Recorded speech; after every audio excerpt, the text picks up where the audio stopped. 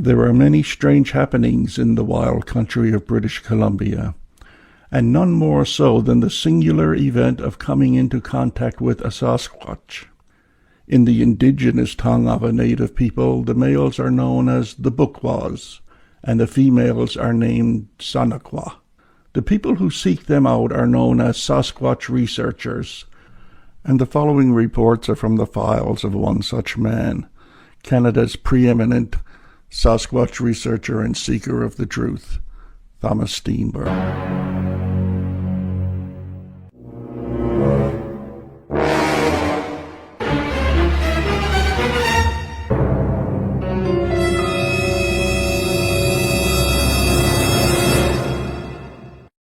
Okay, I figure we'll start today off with number 19 of my old Alberta files, known as the Bear Spa Report.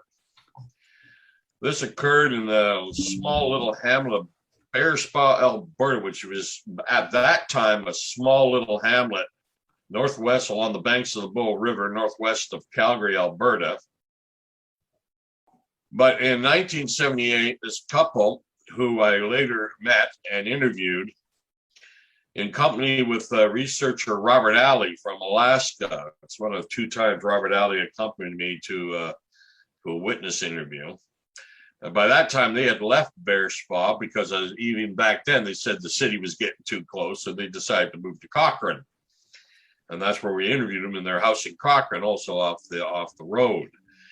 Now, I'll just read from my file report, Alberta Report 50019, in other words, the 19th incident I looked into when I started in Alberta. And I'll read directly from the file. If this particular were to occur today, it would be amazing. Not only is the area just outside Calgary city limits, but it's also only about 2 hours walk from my house. That was the case then when I made this file report. Anne and her son, Timothy Thomas, phoned me from their Cochrane home to tell me of an incident they had when they were living in Bear Spa. As I told you, a small community hamlet just northwest of Calgary on the banks of the Bow River. Mm-hmm. They told me they were willing to be interviewed. So Robert Alley and myself drove to their Cochrane to talk to the Thomas family. I first interviewed Anne Thomas. Please state your full name. Celesta Ann Thomas. Question, where did this incident occur? Answer, between Calgary and Cochrane, approximately 3 miles northwest of Calgary. Question, what date did this take place? I believe it was 1978, but when I think on it, it could have been still 1977. Question, describe the area in which it took place. It was on the road leading down towards the river, coming from sort of the back trail, which nobody used, at least not often. Question, what distance would you estimate you were from this creature? Oh, I don't know, 1/8 of a mile, maybe less. Question, what was your first reaction? Answer, I just tried to figure out what it was. At first, I thought it might be a man with a backpack, or a man carrying a large sack, or one of the local boys going home, maybe with pocket equipment. But it was too squared. What was it doing? Answer. It was walking very swiftly, and it disappeared from sight in a matter of seconds. Its hands were not moving, what I mean, not swaying. And it was very squared, and it seemed to be covered with black fur, and it had a very sturdy legs. Question, did it stand and walk on 2 legs? Answer, it was on 2 legs, fully erect. Question, did you ever see it go down on all 4s? Answer, no. Question, was it covered in hair? Answer, I thought it was, black hair. Question, how tall would you estimate the subject to have been? Answer, well, approximately, pause here, she's thinking, 7 feet. Yeah, 7, maybe a little bigger. It was definitely taller than a man. Question, What would you estimate its weight to have been? Answer, oh my goodness. Remember, she put her hand to her cheek and I only saw the back of it. Then I broke in with another question. Did it seem to you to be very heavy or light? Answer, well, its legs, seemed to be double the size of a man. I imagine he was very heavy, maybe 300 pounds. Question, do you see any facial features? Answer, no. Question, could you describe the arms? The arms were straight down. They were much bigger than a man's, and they did not swing that much when it was walking. Question, could you tell if it was male or female? Answer, no. Question, how long did you see this thing for? Answer, I would say, 4 minutes, 5 minutes, something like that. Question, did it ever make any noise? Answer, no, I heard no noise. But the smell was terrible. And she basically answered a question before I asked it right there.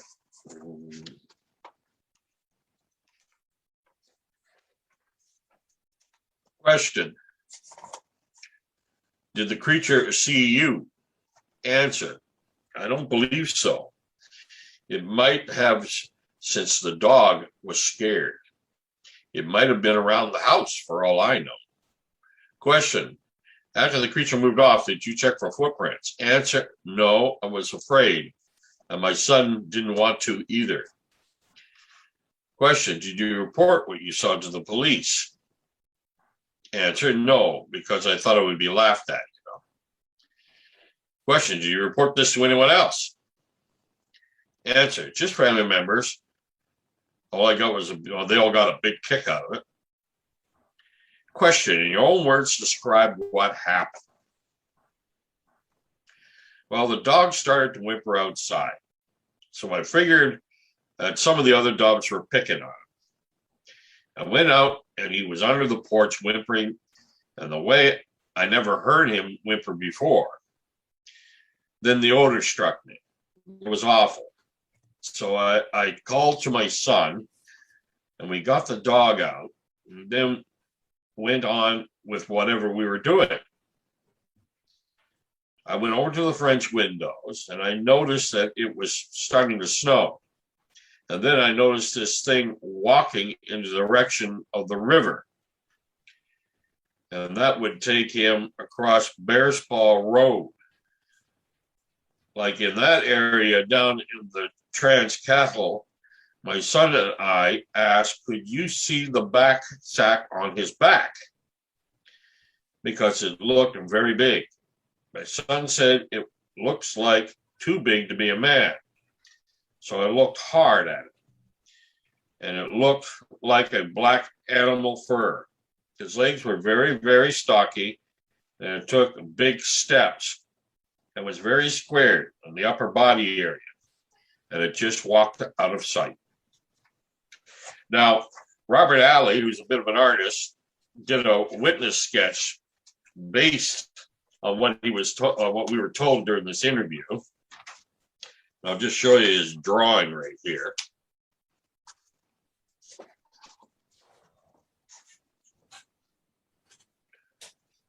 That's basically what the interview, based on the witness of Anne and her son. That's what the thing looked like, according to them.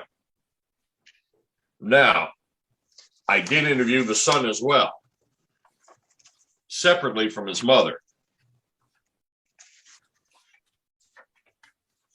And you got to forgive me, the pages are getting to stick a little bit because I think this is the first time I've opened this file in like 15 years.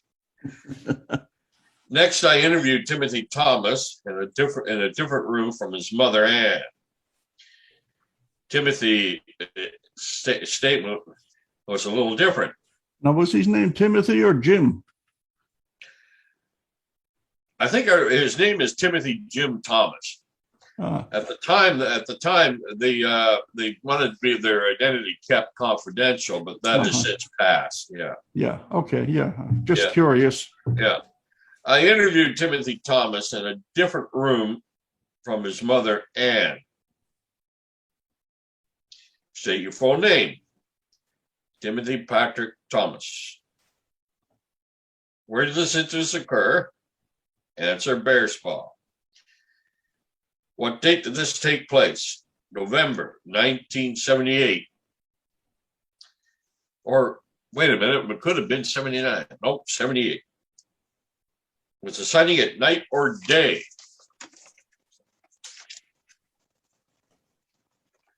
At night. Question, what time of night? Answer, about 10 p.m. Describe the area in which this incident took place. Answer, suitable grass, flat area, hilly in some spots, sparsely treed. Question, what distance would you estimate you were from the subject when you saw it? Answer, about 200 yards. Question, what was your first reaction? Answer, big, very big. Kind of misunderstanding the question there. Question, what was it doing? Answer, it was walking. Question, did it stand and walk upright? Answer, it walked on two legs with the upper part of the torso slightly haunched. Question, did it ever go down all fours? Answer, no. Was it covered in hair? Answer, it appeared to be. Question, what color was it? Answer, black. Question, how tall would you estimate this thing to have been? Answer, about 6.5, maybe to 7 feet tall. Question, what would you estimate its weight to have been? I don't know, 280 pounds, somewhere around there. I think that personally, I think they're grossly underestimating its weight. Question, did you see any facial features? Answer, no. Question, could you describe its arms? Answer, well, the arms hung at its side, and he sort of trailed off there. Question, could you see if it was male or female? Answer, no. Question, how long did you see it for? Answer, 2 minutes, thereabouts. A little different from his mother. She said about 5 minutes. Question, did it make any noise? Answer, no. Question, did it see you? Answer, not to my knowledge. Yeah. Question, did it smell? He said, yes, before and during. Question, can you describe it? Answer, no, I really can't describe it. Question, was it bad? Answer, worse than sulfur. Question, after it moved off, did you check for footprints? Answer, no. Question, did you report what you saw to the police? Answer, no. Question, did you report it to anyone? Answer, no. Again, in your own words, describe what happened. Well, it's around 10 p.m. My mother and I were sitting in the house when the dog started to bark. I went outside to see what the problem was. He was a guard dog, so he only barks when something's in the yard. I went out on the porch to calm him down, and the dog shot into the house whimpering. I started to smell this stench, and I looked across the road, and I saw this huge figure. I knew that it was big, too big to be a person. I went back into the house and to the front porch, and we watched it walk in a southward direction towards the river. Question, did you see it first, or did your mother? Answer, I did. That directly contradicts what she said. But maybe she just didn't notice him see it first. I don't know. Question, and you told her and she came out to watch it with you? Answer, yes. I got the impression when interviewing the mother it was the other way around, but okay. There are discrepancies in Timothy's version of what happened when he compared to his mother. For instance, they both claim to have seen it first. And through the French windows, Timmy from outside. And said the dog was under the porch and that she went outside to see what was wrong with it. Timmy said he went outside to see what was wrong with the dog, and he made no mention of the dog being under the porch.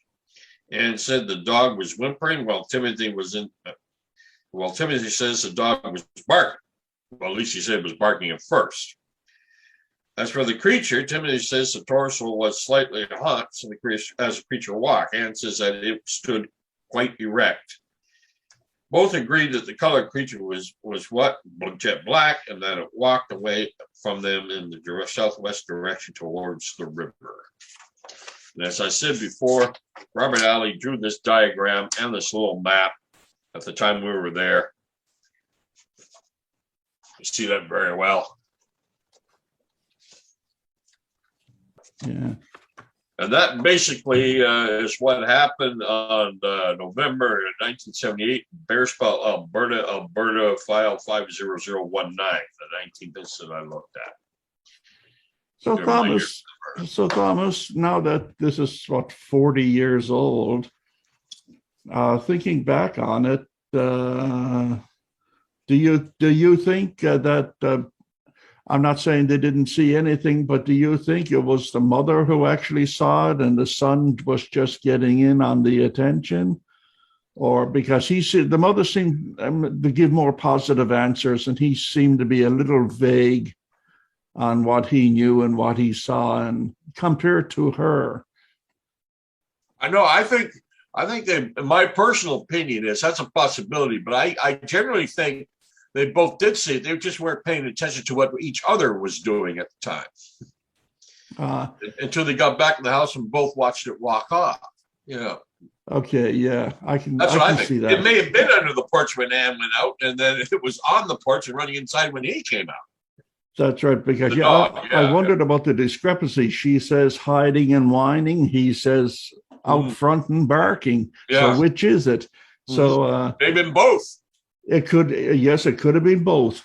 No law says it couldn't be both. Yeah.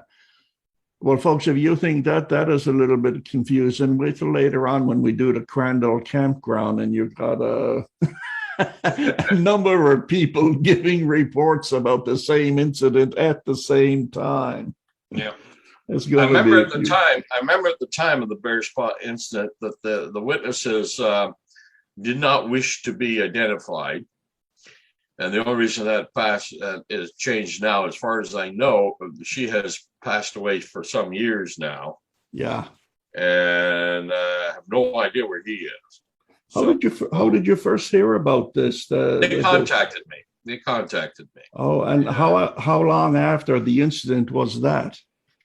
Well, I think I interviewed them in 1981. Yeah. Yeah. But I mean, was it when they got a hold of you, was it a week old or was it a 2-week-old tale or was it years old? Well, according to them, it happened in November of either 1978 or 79. Oh. So that was... Matter of fact, I remember sitting down there, they're trying to figure out, was it 78 or 79? And it was November and early November and just between Halloween and Remembrance Day. And there hadn't been that much snow yet, which is rather odd in Calgary, because I remember quite a few Halloweens in Calgary was minus 22 with 5 feet of snow on the ground. Quite a few were just as warm and nice as they are here. It was always a flip of the coin which way it would be. And they kind of concluded at the end of the interview that it probably happened in 1978. Well, that's interesting. Especially what's interesting is that you say that Bearspaw is just practically a subdivision of Calgary. Yeah, it may even be. If you look at it probably is.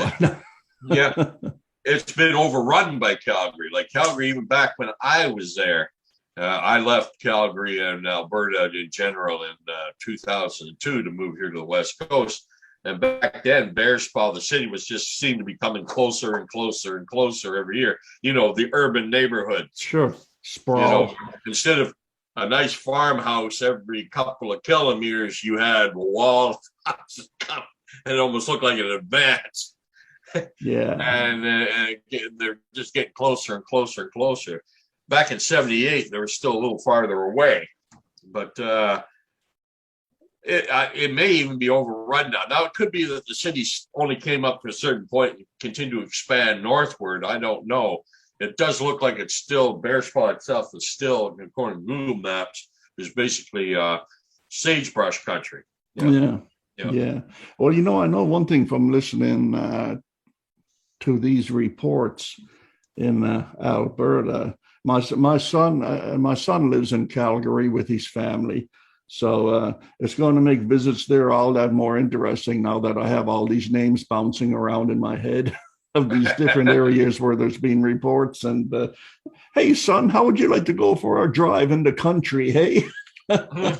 We're going to go east, and we're going to go north, and then we're going to go south, and I got places I want to see. Yeah. So, okay, that's that one, and we'll be back in a moment with another report from the Steenburg Chronicles. Stand by.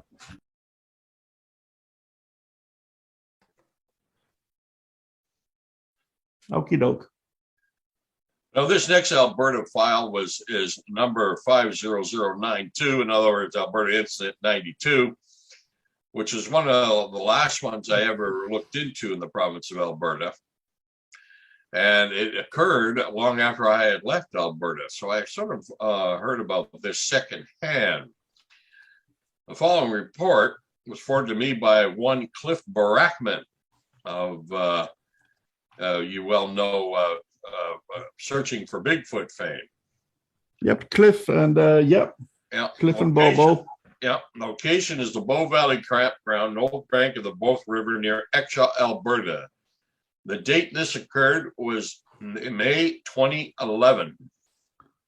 The time was approximately 8:45 p.m. The following report was forwarded to me by Cliff Brackman. The witness had submitted the report to Cliff's webpage, and it took a while to contact him as he was on vacation with his family to British Columbia for a few weeks, the witness, MSK. So he did not hear my phone message for him for some time. He called me on the night of May the 6th, 2013. I made arrangements to interview him over the telephone the following evening. The witness did express the desire to remain confidential, so only his initials will appear in this report. And I'm assuming that it still stands, so the witness will remain confidential. The first question, could you state your full name for me? Answer, withheld from report, initial used AV, Alpha Victor. What is your present mailing address? Answer, not going to tell you, withheld from report. What is your phone number? I asked. He told me, but I'm not going to tell you. What is your occupation, Alpha Victor? I work for Mercedes-Benz Parts Department. Are you former military, aren't you? Answer, yes. What branch of the military? Here it comes. Army, 2nd Battalion, PPCLI. That's Prince Patricia's Canadian Light Infantry. Good. Remember that, folks. You'll be asked questions later. Yeah. Do you wear corrective lenses? Occasionally, for reading. Answer. Were you wearing them at the time of this incident? Yes. What was your age at the time of the incident? I would have been 30. Please tell me what happened. Now, you notice later on, I asked that question at the beginning of the interview rather at the end, like I did for the previous Bear Spa interview. Basically, what happened is we went out camping. It was the first time we had gone camping that year. We had gone to the campground Saturday morning. We spent the day there. We, did the typical camping things, walking the dog, had lunch. We had just finished up for dinner, and we decided to go down for a walk by the river. We were just kind of walking along the bank for a bit, not paying much attention to anything. The sun had just gone behind the mountains, which is why we decided to start heading back. I took the dog down to the edge of the river. And when she got down there, she just started staring across the river. I didn't think much of it at this point. Told her to get her drink, hurry up. She kept staring across the river, and then all of a sudden the hair on her back started to bristle. I looked over and couldn't see anything out of the ordinary. She is still intently staring across. So I kind of got on top of her and put my head on top of her head so I could see in the direction she was looking at. Very military minded. Then I saw this large mass across the river. It was 150, 130 yards away from us. I originally didn't know whether it was a large bear or a rock because it wasn't moving. Then after about 30 seconds of looking at it, I bent down to the dog and told her, come on, let's go. And looked up again, and that's when I saw it stand up. It stood up and took a step to its, would have been to its left, kind of pivoted. It took 3 more steps into the tree line. It was 3 distinct steps I saw. And when it went into the tree line, into the shadows, it just blended so well into the shadows of the trees, I could not see it anymore. Question, where did this incident occur? Answer, Bow Valley Campground, which is Bow Valley Provincial Park, just east of Canmore, Alberta, just off the Trans-Canada Highway. It's right on the Bow River. Question, do you near the old cement plant on the river, right? He goes, yes, just down the river a little bit. And I have a Steenburg note here. Cement plant is kind of an eyesore as you drive along the Trans-Canada Highway. It lies on the north bank of the river along Route 1A. While the Trans-Canada Highway is running along the river's south bank. The plant was a small community called Exshaw. Most of the population works at the plant. Question, what date did this take place?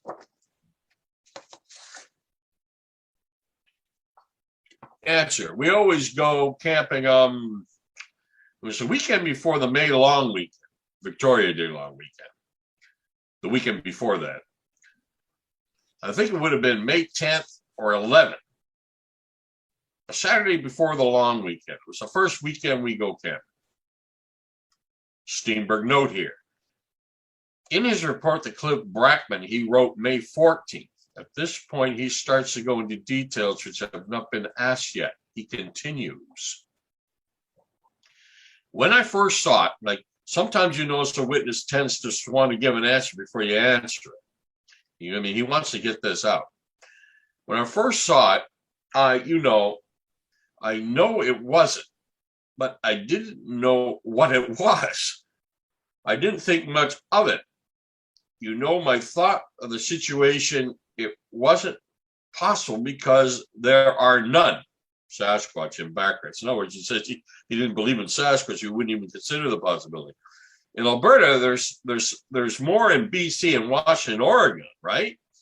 So I didn't make a report at the time. It was later on that year that I actually reading through the paper came across this article about one Todd Standing and his accounts and everything, and looked at his research and what he was and was not doing. And I saw, so whatever. I put this whole thing by the wayside for a bit. It was possibly close to the year after I saw it, I started talking a little bit about it. I made a report to another research people, and we did the interview and went on to the location. He told me there had been other activity in the area the same month reported by other people. Steenburg note. In his written report to Cliff Brackman, He wrote that a researcher from the BFRO named Gary Cronin went with him to the location on June 2012. Question, what time of night did this occur? It was just after the sun went down, between 8 and 9 o'clock. The sun had been gone behind the mountain, and that's why we kind of were heading back. So it was still light enough that you could see, but there was no glow from the sun in the west direction. Describe the area in which it took place. Just off the Bow River. Fairly, well, as you know, it's a large river. Was it on the south bank or the north bank? We were on, I would say, east bank. It would have been on the west bank.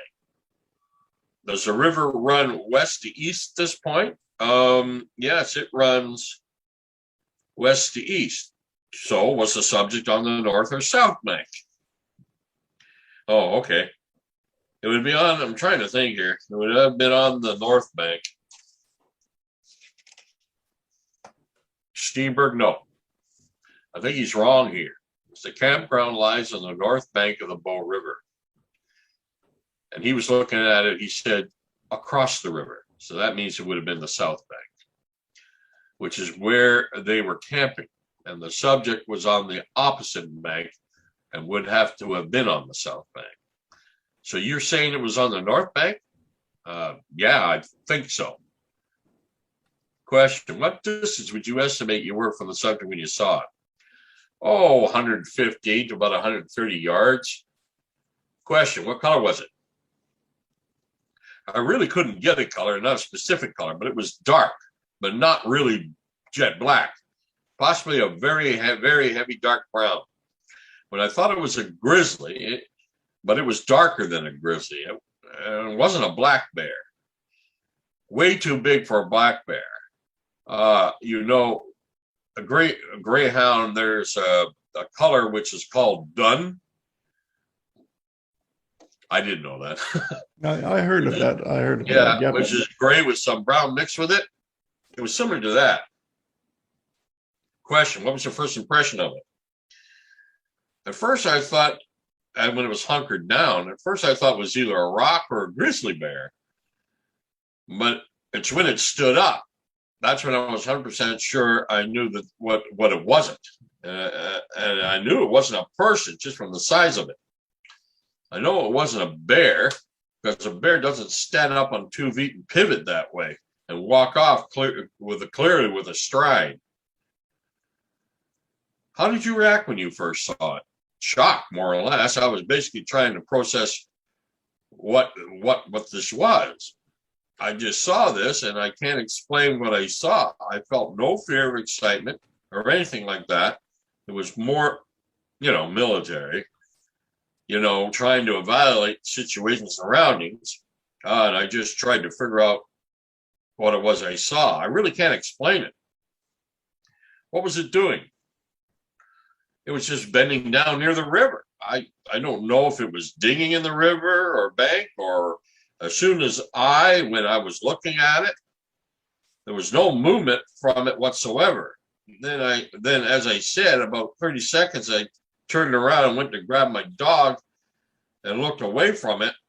And I looked back, and that's when it got up and moved.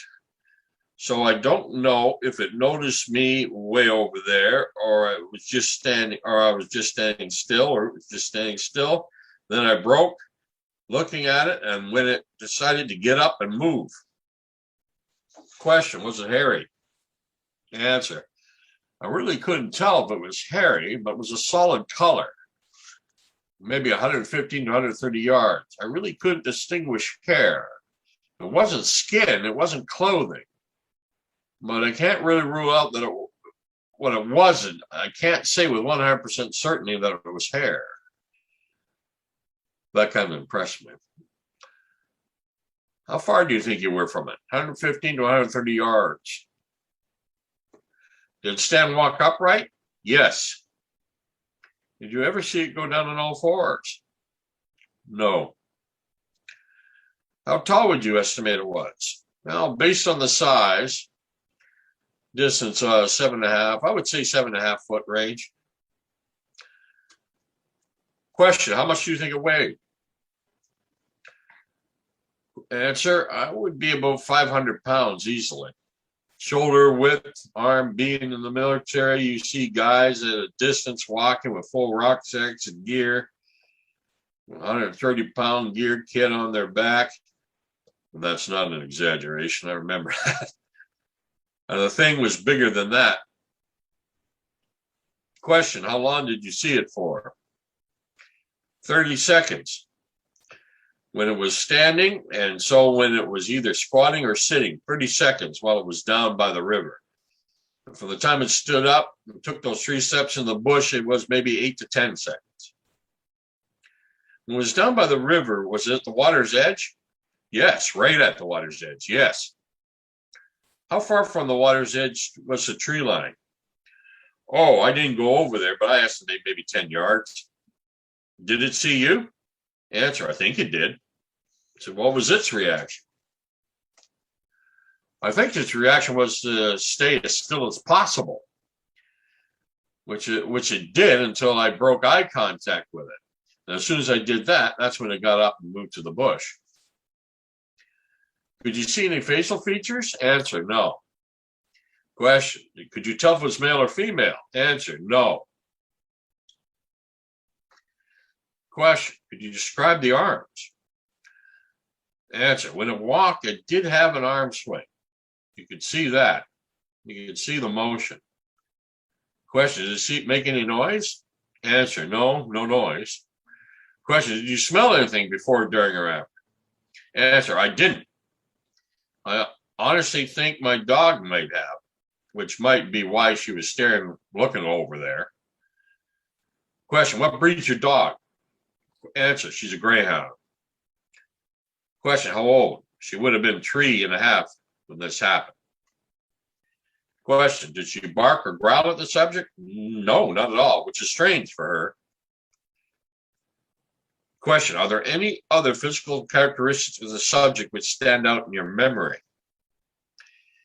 Answer, just the fact that when it did get up, it made a step with the left hand, the left leg, and it made a distinct pivot 180 degrees toward the tree line. Question, did you check for footprints later on? He said, no, I did not knowing what it was. Question, did you report this to anyone? I did report it to the BFRO. I talked to one of their representatives in the area here. We went out to the area where this happened, and he told me within a month and a half, there were 2 other sightings in the same area. Steenburg note. The BFRO researcher was one Gary Crone. At this time, I have no knowledge of the 2 other incidents he claimed to have mentioned here. The witness went on for some time here telling me how he went quiet for a time because he did some reading and research on his own and was doubting himself because he had seen some video footage from one Todd Standing. I doubt his doubt was from the fact that what he saw did not resemble the Standing footage. And as well as you know, I have a very good reason for believing why it didn't resemble whatever was filmed by Todd Standing. And I write right here, there's a good reason for that in my opinion. Yeah. Question, describe your general outdoor experience for me. Answer, I grew up camping, and we continue to camp now. We go out with the dog quite a bit. I was in the military, so I have outdoor training, survival training. You know how to act when you're confronted with different animals found in Canada. And this was nothing given to us, unrecognized animal in Canada. I can navigate topographically well. I can survive with limited supplies for quite some time. I am not outdoors a lot anymore, but when I get in the chance, we do go. Steenburg note. Having served in the same regiment as our witness, In this report, I can say with experience that the Sasquatch is not included with any wildlife recognition course taught by the Canadian Army. Okay?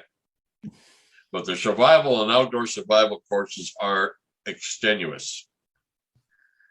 I know, it nearly killed me half a dozen times. Oh, and here's where he hit me with the bombshell.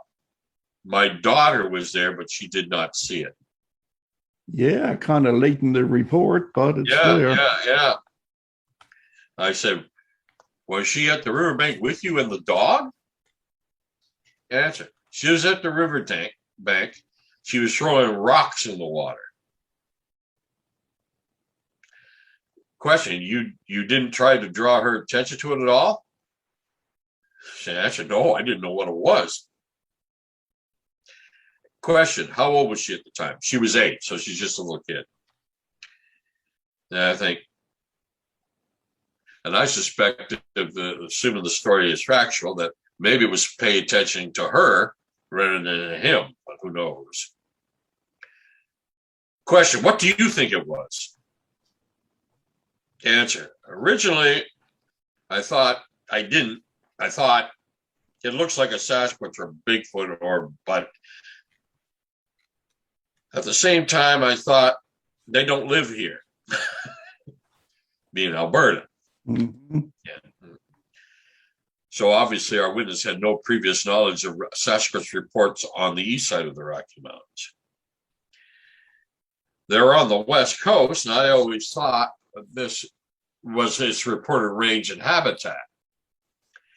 After a while, after I processed everything, it came to me that that's more than likely what it was.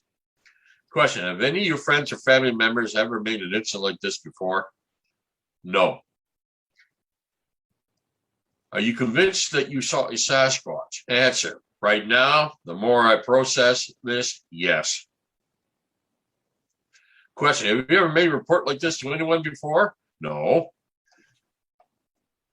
Which was rather odd since he told Cliff Brackman, told the BFRO. Do you wish to remain confidential? Yes, just because of my work. The reason I haven't mentioned it to a lot of people is because of my profession and my family. I would like to remain confidential. That's why Alpha Victor will not be identified in this broadcast. Alpha Victor seems to me to be an individual who encountered something which he tried to find out more about, and for some time was disillusioned by the workings of a well-known hoaxer. I won't repeat the name. Todd Stanley. Fortunately, you didn't repeat it. He did end up talking to another researcher from the BFRO, whom did an investigation in the matter, though I'm a little surprised he did not mention filing a report to Cliff Brackman, whom brought this case to my attention in the first place. That's how I ended up contacting this witness. I remember when I was in Alberta, I looked into a few reports from this same general campground back in the 1980s. Also, there's a long history as it's all along the Bow River and near Banff National Park. Thomas Steenburg. Well, you know, Thomas, listening to the report, yeah, it threw a couple of curves at me for certain. And was it ever established, he said, we go camping, we were camping, who's we? Who was with him? I'm taking his wife and daughter. Was his wife with him? No. Obviously, now we find out the daughter on the tail end was with him. But the wife wasn't out on that walk with him. No, not the wife. It was his daughter, him, and his dog. So he didn't mention to the very end of the interview that the daughter was even with him at the time. And as far as I know, he didn't mention that. In fact, I have a copy of what he wrote to the BFRO here, if you'd like to hear that. Well, I was just wondering because I was trying to figure out why did he tell his dog to go with him, like, come on, let's go, and say nothing about the fact his daughter was down by the river throwing rocks in it. I'm assuming the daughter was just at his side at the same time. That, well, I know. I don't believe this man was leaving his daughter as a sacrifice. No. No, no, no, not at all. No, but it was But just some inconsistencies. what is interesting is, according to him, maybe a different story now because I've had this experience before with another case. He doesn't think the daughter saw it at all. He didn't draw the daughter's attention to it or saw it.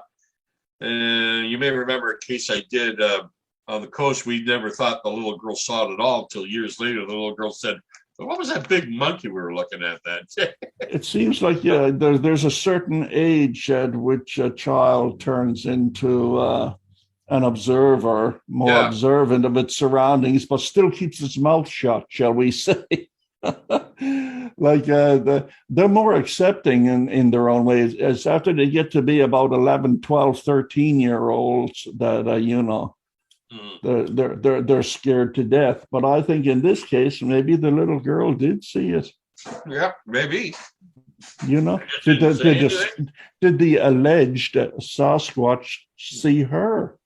And when he took his eyes off it and turned to walk back with the dog, and he turned back to look at it again. He said, "That's when it stood up and walked away. It's almost like it knew it's no longer looking at me. He's no longer looking at me. It's time for me to go." Just like what a rabbit would do. Yeah, but he did turn and he did see it get up and walk off. And I guess the creature, by the sound of what he described, wasn't aware of the fact that he was looking at it again. Yeah. So I know you asked the question. The tree line must have been rather close to the river embankment for it to disappear so quickly. Between 10 and 15 yards. When you have something that... that Bow Valley campground is quite treed. It's quite a lovely little area. Yeah. And it's that's an interesting report, I must say. And I guess his military background kept him from breaking and getting out of there as fast as possible. It seemed like the Sasquatch blinked first. In fact, his daughter's there. Yeah. Yeah, it's wow. It would be curious to be able to talk to that daughter and say, "Do you remember a trip that you and your dad and mom took up to this park many years ago? And did you ever recall seeing anything strange?" As a matter of fact, now that I recall, I did mention in the report, I think it was just him and his daughter on this camping trip. His wife didn't come along. It was like daddy-daughter day. Mm-hmm. Kind of thing. Yeah, they took the dog. Yeah. Well, I can see from the report that he sure got in contact with a number of people about it. That's for sure. Yeah. I mean, Cliff and then the other BC investigator, BFRO. Yeah. And so it's well documented. Yeah. Okay, sir. That's great. Folks, you got to listen into the next one, because the next feature we're going to do, not today, but on the next program, next podcast, we're doing the Crandall Campground incident. Now, this is a famous story. It has all the air markings of a truthful account and a very compelling report as far as reports go. This is a multi-sighting, and all of the witnesses back each other up pretty good. And you're going to really enjoy it. I've gone through that, as probably quite a many of you have already. I've gone through that report a dozen times, and it still rings as truthful as the first time I read it. I can't find any real flaws in it. It's one of my favorites, and I think it'll be considered a Sasquatch classic one of these days.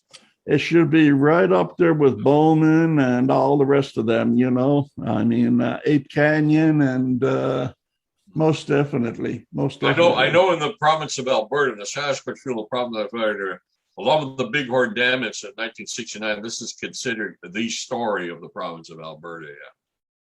And it makes me dang proud to be able to produce it onto something like this so people can hear you talk about it in your own terms instead of just answering questions. Give them the entire report and what was happening and your opinion and beliefs on the subject as an afterword, So Hey, come on back for the next one, guys. You're going to really enjoy the Crandall Campground. Thomas, thank you again, sir, for your time and your efforts. And it's a real pleasure to do this show with you. And stick around, folks. There'll be much more, because after the Crandall Campground, then we're going to go for a little trek across the Rockies to BC. And we're going to be doing stories from BC. Yeah. So, okay, Thomas, thank you very much, man. I really appreciate it, my friend. And my pleasure. We will talk again real soon. Okay, dear listener, that about wraps it up for now. My name is Jerry Matthews. You can reach me at yellowcoyote@talus.net. Thank you for your interest, and until the next time, keep searching.